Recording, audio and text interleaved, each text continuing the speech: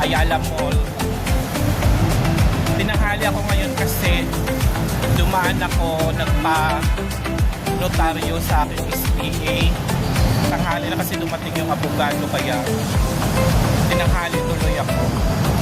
So papasok na ako sa Ayala Malls. Finally, dumating din. Nasa loob na ako ng Ayala Mall. Kahingal. Tinanghali na ako. Magandang Ayala Mall, no? Hindi siya ganun katao. Oh. So, second floor pa lang tayo. Second floor.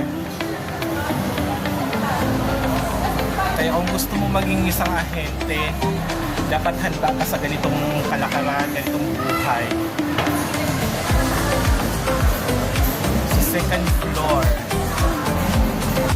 Finally, andito na ako.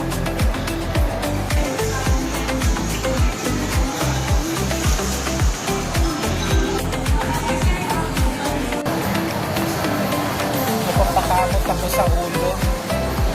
Kakatapos ko lang sa pag-ibig. Di biro talagang pagbawi ng bahay sa pag-ibig.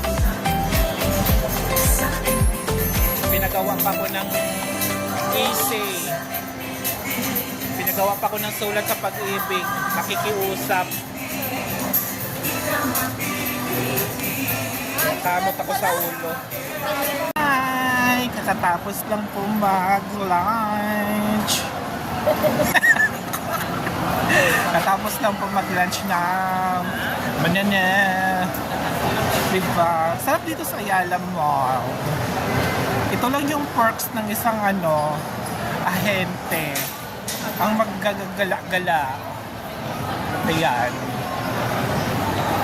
Pagtapos ng transaksyon, gala na muna.